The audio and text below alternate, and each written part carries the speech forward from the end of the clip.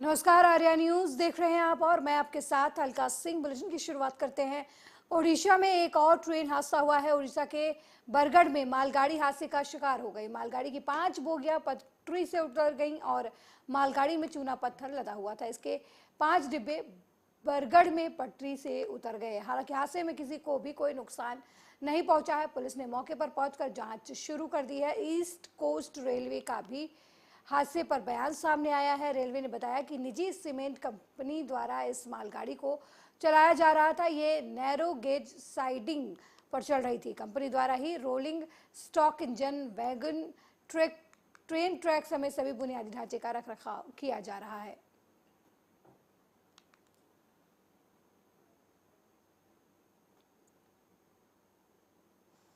वहीं पश्चिम बंगाल के सीएम ममता बनर्जी ने प्रेस कॉन्फ्रेंस कर बालासोर दुर्घटना पर दुख जाहिर किया और हादसे से प्रभावित लोगों के लिए घोषणाएं की। इस दौरान उन्होंने कहा कि बहुत दुर्भाग्यपूर्ण घटना है। जिस दिन ये घटना हुई उसी दिन हमने 150 एम्बुलेंस, 50 डॉक्टर्स, नर्स, बस और आपदा प्रबंधन की टीम दुर्घटना स्थल भेजी थी। हम ओडिशा सरकार का पूरा सहयोग कर रहे हैं।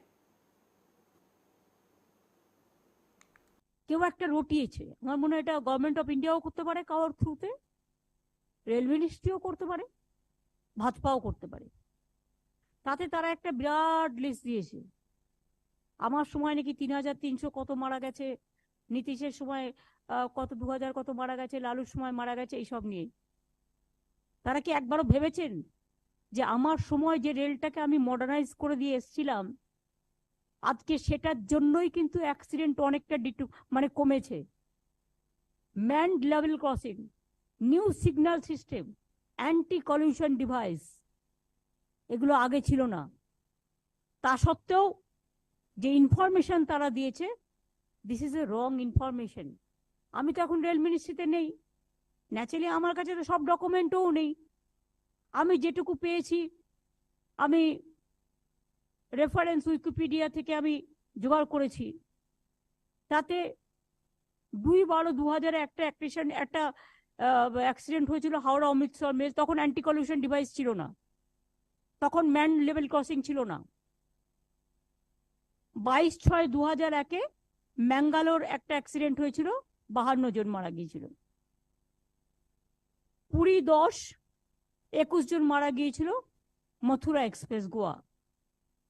2 তারিখে আপনারা জানেন যে গোরখধাম এক্সপ্রেসে 10 জন মারা গিয়েছিল। এই সময় আমাদের সাহায্য করা উচিত না আমাদের ঝগড়া করা উচিত? আমি কালকে নিজে গেছি, আপনারা প্রেস শুনেছেন, আমি একটি বাজে কথাও বলিনি এবং আমি কাউকে কোনো অ্যাটাকও করিনি। আমার পাশে রেল মিনিস্টার দাঁড়িয়েছিল, ধর্মেন্দ্র দাঁড়িয়েছিল, ঠিক যতটুকু বলার আমি ততটুকু বলেছি। বলতে আমি অনেক পারতাম, কারণ আমি রেল ডিপার্টমেন্ট 3 বছর চালিয়ে এসেছি। শুধু নয়, আমি সাপ্লিমেন্টারি ডিমান্ডস নিয়ে প্রায় 7-8টা বাজেটও আমি প্লেস করেছি এবং রেলটা আমার হাতের তালুতে ছিল। আমি সার্ভে করতাম মাঝে একবার আমরা মালদায় গেলাম কদিন আগে। জিজ্ঞেস করুন, আমার চিফ সেক্রেটারি আছে আমার সাথে নবান্ন মিটিং এ।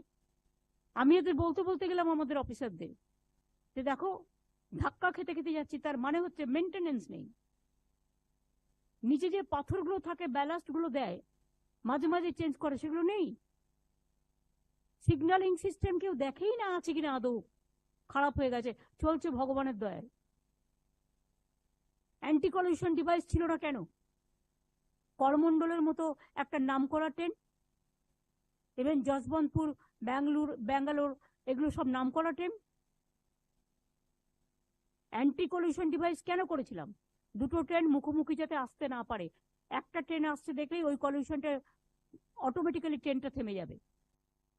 বেঙ্গলেরই মারা গেছে 162 জন এখনো পর্যন্ত, যে আইডেন্টিফাই করতে পেরেছি আমরা। আরো অনেক আছে। আমাদের বিভিন্ন হসপিটালে 206 জনকে আমরা অ্যাডমিট করেছি ওখান থেকে নিয়ে এসে। এবং উড়িষ্যাতেও আমাদের 73 জন ভর্তি আছে এবং মেডিকেল ট্রিটমেন্টের পরে ছাড়া হয়েছে 56 জনকে ওখানে।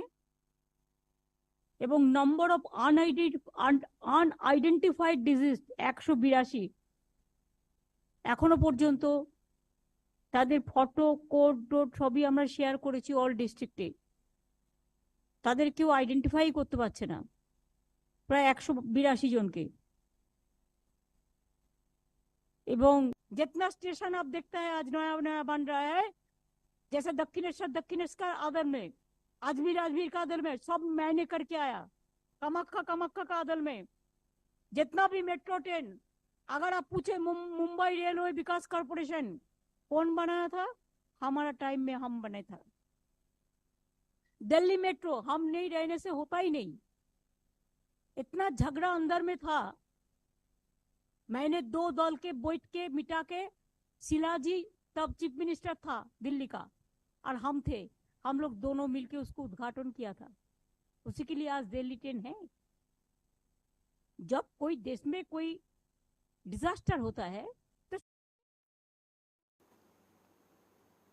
वहीं केंद्रीय रेल मंत्री अश्विनी वैष्णव बालासोर में ट्रेन दुर्घटना के बाद से मौके पर मौजूद हैं और हालात पर लगातार नजर बनाए हुए हैं।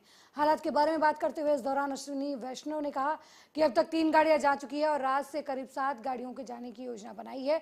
जिन परिवारों के लोग खो गए हैं उनको जल्द से जल्द उनके परिजनों तक पहुंचाना है, ये हमारा दायित्व है जो अभी खत्म नहीं हुआ है। अभी आपने देखा अब तक 3 गाड़ियां जा चुकी है।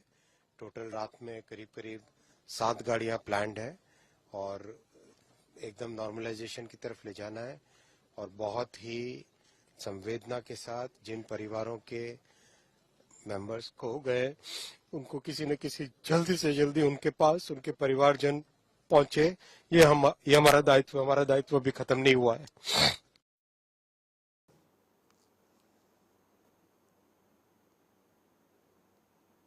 बिहार के भागलपुर में रविवार को निर्माणाधीन पुल भरभरा कर गिर गया। इस हादसे का खौफनाक वीडियो सामने आया है। शुरुआती जानकारी के मुताबिक हादसे में किसी तरह के जान माल का नुकसान नहीं हुआ है, लेकिन पुल गिरने से मौके पर अफरा तफरी मच गई है। हालांकि मुख्यमंत्री नीतीश कुमार ने घटना की जांच के आदेश दिए हैं और जिम्मेदार लोगों की पहचान करने के लिए कहा है।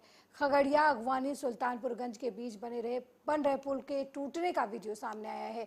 देखते ही देखते पूरा पुल गंगा नदी में समा गया। हैरानी की बात यह है कि 2 साल पहले भी इस पुल का एक हिस्सा ध्वस्त हो गया था। 4 साल पहले सीएम नीतीश कुमार ने इस पुल का शिलान्यास किया था।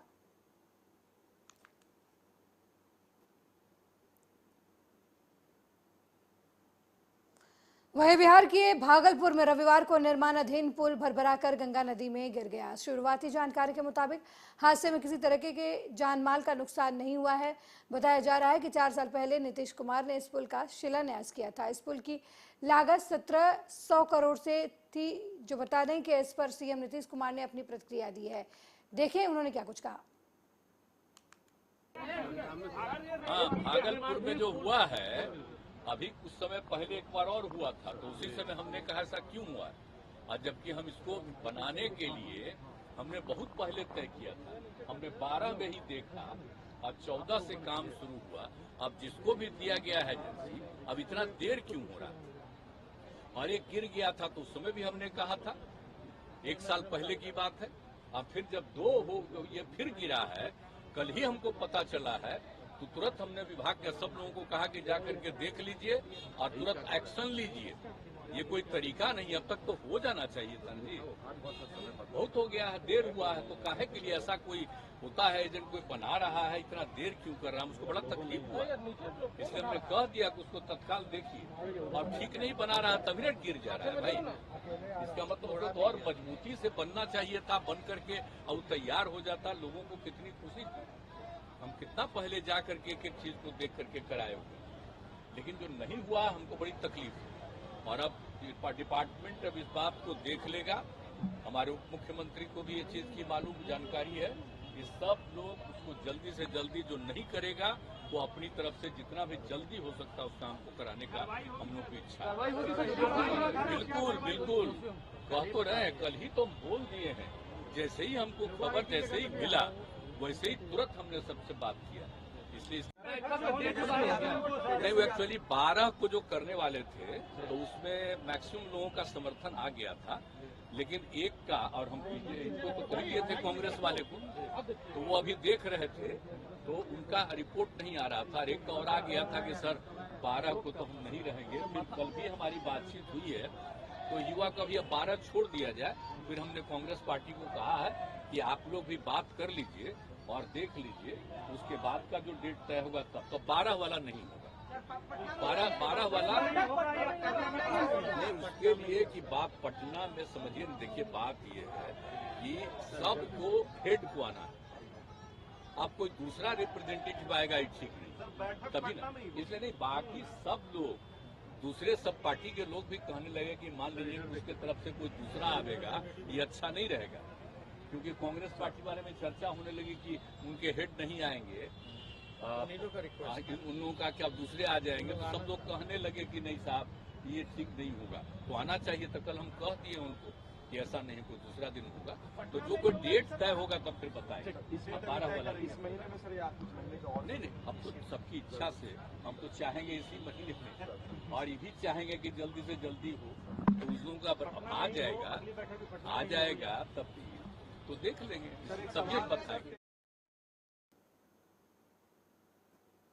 वहीं भागलपुर में पुल गिरने की घटना पर बिहार के डिप्टी सीएम तेजस्वी यादव की प्रतिक्रिया सामने आई है। डिप्टी सीएम तेजस्वी यादव ने कहा कि जब इससे पहले भी पुल गिरने की घटना हुई थी तब भी हम आशंका में थे, हमें सभी सेगमेंट की जांच करानी चाहिए। रिव्यू मीटिंग भी की गई।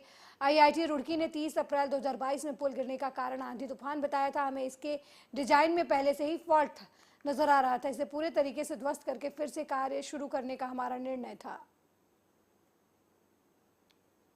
घटना है, हम लोग तो उम्मीद लगाए हुए थे कि इस साल नवंबर या दिसंबर में इसका हम लोग शुभारंभ करवाएंगे, उद्घाटन होना था, लेकिन किन कारणों से ऐसी घटना घटी, ये तो जांच की बात है, टेक्निकल बात है, इसमें एक्सपर्ट से जांच होगी और पूर्ण जानकारी ली जाएगी और जो भी दोषी होंगे दंडित होंगे, इसमें दो राय नहीं करेगा। इस तरह से लगातार सर पुल गिरना है, पहले भी हादसा हुआ था, आपने भी निरीक्षण और जांच किया है, और दोबारा ये घटना हो रहा है, तो मजदूर वहाँ पे नहीं थे तो बड़ा हादसा हो सकता, तो मजदूर की भी मौत हो सकती है, इस पर क्या कहेंगे?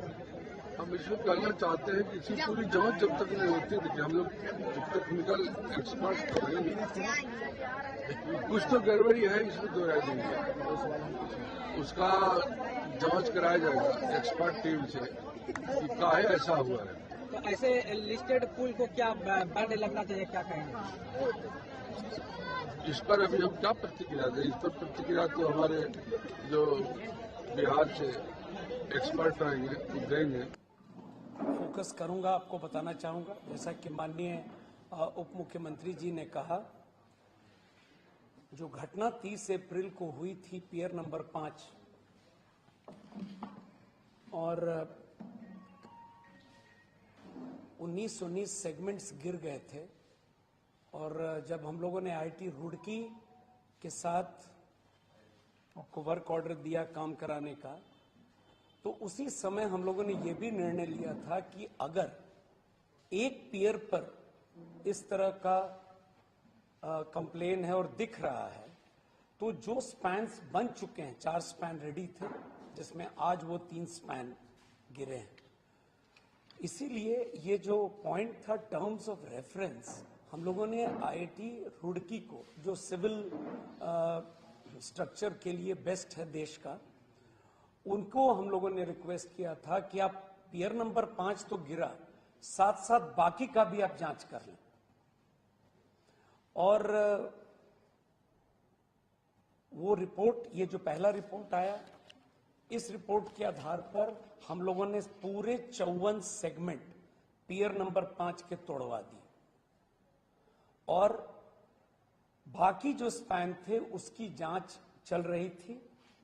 ये जो डिजाइन है इस ब्रिज का, प्री स्ट्रेस्ड कंक्रीट टेक है, and it is supported by extra dose cable, और ये जो मेथोडोलॉजी है कंस्ट्रक्शन का, वो RCC precast segmental construction with cantilever launching method है।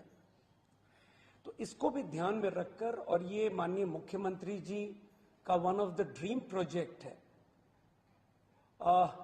वो स्वयं गए थे साइट पर और उनका इंस्ट्रक्शंस था इस ब्रिज का डिजाइन और ये कराने विशेष रूप से। तो देयरफॉर जब ये घटना 30 अप्रैल को घटी थी और उन्होंने भी समीक्षा की थी उसी दिन, तो तब से हम लोग इस चीज पर बहुत फोकस किए थे कि कुछ न कुछ डिजाइन में डिफेक्ट है। जो निर्माणाधीन जो पुल जो बन रहा था वो क्षतिग्रस्त हुई है और ये पहली बार नहीं हुई। 30 अप्रैल 2022 को आंधी आने के कारण से जो सुपर स्ट्रक्चर का जो सेगमेंट था वो गिरा था और आप सब लोगों को पता होगा उस समय हम विपक्ष के नेता रहे, ऑपोजिशन लीडर रहे और हमने इस पे सवाल उठाए थे और आप सब लोगों को अवगत कराना चाहेंगे कि इससे जुड़ा हुआ जो सवाल है ये विधानसभा में भी 2 बार आया। पहला सवाल जो आया था वो अजीत शर्मा जी का था, वो दिनांक 1 मार्च 2023 को आया था। उस समय हमने अगवानी घाट पे जो पुल बन रहा था सुल्तानगंज से गंगा नदी के ऊपर, उसको लेकर के जवाब हमने दिया था और वो जवाब आप लोगों के समक्ष है, यहाँ पर है। और दूसरा सवाल एक और आया था, वो तारीख है 13 मार्च 2023। ये डॉक्टर संजीव हैं, परबत्ता के विधायक हैं, उन्होंने पूछा और दोनों बार हमने जवाब में ये बताया था कि दुर्घटना की जांच जो है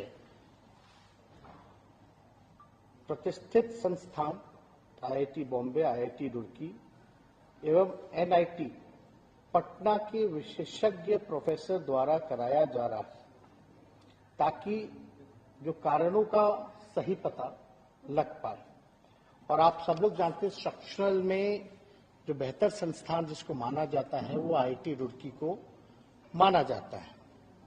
जब पहली बार ये घटना हुई थी, जब हम नेता विरोधी दल थे, तो उस समय जो सेगमेंट जो टूटा था उसको लेकर के हम सब लोग आशंका में थे, शक में थे कि भाई इसकी पूरी तरीके से चाहे स्पैन हो, स्ट्रक्चरल हो, सारे सेगमेंट्स की जो है हम लोग जांच करा लें, उसके बाद जो हम लोग कोई कदम उठाएं। हमने नवंबर में रिव्यू मीटिंग भी की थी पथ निर्माण विभाग की, जिसमें हम सब लोगों ने निर्देश दिया था कि इसकी जांच होनी चाहिए। सारे संस्थानों को हम लोगों ने अप्रोच किया और आईआईटी रुड़की को हम लोगों ने खास तौर पे माना कि इसका जो रिपोर्ट होगा उस आधार पे हम लोग काम करेंगे। वहीं नर्मदापुरम में जमीनी विवाद को लेकर सुबह होमगार्ड ऑफिस के पास कार से घर लौट रहे युवक के ऊपर गोली चलाने की घटना सामने आई है। आरोपी बाइक से आए हुए थे, जिन्होंने घायल युवक के ऊपर 2 फायर किए। गोली फायर होने के बाद कार पेड़ से टकरा गई और क्षतिग्रस्त हो गई। सूचना मिलते ही पुलिस बल भी मौके पर पहुंचा और घायल युवक को जिला अस्पताल में भर्ती कराया गया। वहीं जिला अस्पताल में युवक का इलाज जारी है। पुलिस के मुताबिक युवक शुभम तिवारी बनखेड़ी से ड्राइवर और अपनी मां के साथ घर लौट रहा था, तभी होमगार्ड ऑफिस के पास चलती गाड़ी पर 2 बाइक सवारों ने गोली चला दी। जैसे ही गाड़ी रुकी तो रुकी गाड़ी पर भी युवकों ने फायर कर दिया। जमीनी विवाद का ये मामला बताया जा रहा है जो काफी लंबे समय से 2 पक्षों के बीच चल रहा है। सुबह सूचना प्राप्त हुई थी कि शिवम तिवारी नाम का व्यक्ति है, उसको गोली लगी है। ये घटनाक्रम उस होमगार्ड ऑफिस के पास में पीडब्ल्यूडी की पुलिया है वहाँ का है। बताया गया है इसके द्वारा कि ये बनखेड़ी से अपने परिवार, माँ और एक ड्राइवर के साथ लौट रहा था, जिसमें ये जैसी एजी के तराई को पार करता हुआ अपने घर तरफ जा रहा था तो 3 व्यक्ति मोटरसाइकिल से आए और चलती गाड़ी में फायर किया। उसके बाद इसकी गाड़ी हम लोग मामा जी के यहाँ से आ रहे थे। हम लोग वहाँ से 3, साढ़े 3, 4 बजे करीब निकले। वहाँ से आते आते मेरा तो नींद में झपका लग गया था और यहाँ आके मेरे लड़के को गोली मारी। किसने मारी, मेरा तो नींद में झपका लगा हुआ था। एकदम से वो चिल्लाया मम्मी, तब मेरी नींद खुली। उतने में फिर मेरे को हम लोगों ने फिर फ़ोन लगाया तो सब लोग इकट्ठे हो गए। क्या लगा, क्या बाइक से आए? बाइक से आए हुए थे। कितने? वहीं मध्य प्रदेश में चुनावी मौसम जमकर अपना रंग दिखा रहा है। सत्ता में काबिज बीजेपी सरकार वापस से सत्ता हासिल करने हर हथकंडे अपनाती हुई नजर आ रही है। भोपाल के भेल दशहरा मैदान पर आज किरार धाकड़ नागर समाज का परिचय सम्मेलन आयोजित किया गया। धाकड़ समाज के कार्यक्रम में भी चुनावी रंग नजर आया। कार्यक्रम में किरार समाज की अध्यक्ष और सीएम की पत्नी साधना सिंह, मुख्यमंत्री शिवराज सिंह चौहान, राज्य मंत्री सुरेश धाकड़ समेत समाज के पदाधिकारी और सदस्य मौजूद रहे। लोगों ने सीएम और उनकी पत्नी को चांदी का मुकुट पहनाकर चांदी का गदा भेंट किया और धाकड़ समाज की राष्ट्रीय अध्यक्ष साधना सिंह चौहान ने कहा कि हम प्रधान समाज है, भगवान बलराम को मानने वाले हैं, इसलिए हमें अपने घरों में भगवान बलराम की एक तस्वीर अवश्य रखनी चाहिए। समाज के पूर्व राष्ट्रीय अध्यक्ष हमारे वरिष्ठ यहाँ है, इसलिए मैं उनका स्वागत न करता हूँ क्योंकि हम उम्र में छोटे हैं, लेकिन ये कार्यक्रम हमारा समाज का है। इसके वरिष्ठों का स्वागत पहले मैं स्वयं कर देता हूँ, इसके बाद आप राष्ट्रपति। वहीं शिवपुरी प्रशासन ने रविवार को शहर के ईदगाह परिसर के बाहर अवैध रूप से बन रही 15 दुकानों को जमींदोज कर दिया। इस निर्माण की कई शिकायतें पूर्ण में दर्ज कराई गई थी और उसके साथ ही प्रशासन ने कई बार नोटिस भी जारी किया था, लेकिन अमला न होने की वजह से आज प्रशासन ने अवैध रूप से बन रही दुकानों को जेसीबी मशीन की सहायता से जमींदोज कर दिया। कार्रवाई से पहले प्रशासन ने ईदगाह के आसपास की सभी छोटी गलियों और मुख्य सड़कों पर आवागमन को बंद कर दिया और भारी मात्रा में पुलिस बल को तैनात कर दिया। ये जो सर्वे नंबर 726 है, ये शासकीय नजुल पठार की भूमि थी, जिस पर कुछ दुकानें निर्मित की गई थी, जिनको पूर्व में नोटिस दे दिया गया था, काफ़ी समय दिया गया था। और फिर सुबह सुबह कुछ लोग आए जिनका कहना था कि साहब हम खुद ही उसको डिसमेंटल कर लेंगे। तो हम लोग यहाँ उपस्थित हैं अपने अमले के साथ, और हमारा अमला उनकी मदद कर रहा है और खुद ही डिसमेंटल कर रहे हैं कुछ। वहीं मध्य प्रदेश के दतिया में प्रदेश के गृह जेल मंत्री डॉक्टर नरोत्तम मिश्रा ने अपने दतिया प्रवास के चौथे दिन जिले के कई गांवों का दौरा किया और लोगों के बीच पहुंचकर बातचीत की। इस मौके पर उन्होंने मुख्यमंत्री लाडली बहना योजना के तहत पात्र महिला हितग्राहियों को स्वीकृति पत्रों का वितरण किया, जिसमें भागौर में 431, आगौर में 326 और बासनी में 405 स्वीकृत पत्रों का वितरण किया गया। दवाई फ्री में, सगाई फ्री में। अभी बेटियों की शादी करी तो यहाँ से 12वीं से कोई बेटी आई थी क्या सीओ साहब? कोई कितनी बेटियां थी? 3 बेटियां थी ना। एक सेक्रेटरी क्या बोल रहे हो? एक बेटी और दूसरी जगह 3 बेटियां थी यहाँ की, तो सबको 49,000 रुपया तीनों बेटियों को दिए नगद। अब तो खाता है और एक साथ है जिसको वृद्धावस्था पेंशन मिलती है। जितनी बुजुर्ग के भी 1,000 रुपया कर देंगे तो 12,000 साल सास को आएंगे, 12,000 साल बहू को आएंगे और 10,000 किसान को आएंगे। ऐसे सबसे छोटी इकाई को भी 34,000 रुपया साल के आएंगे।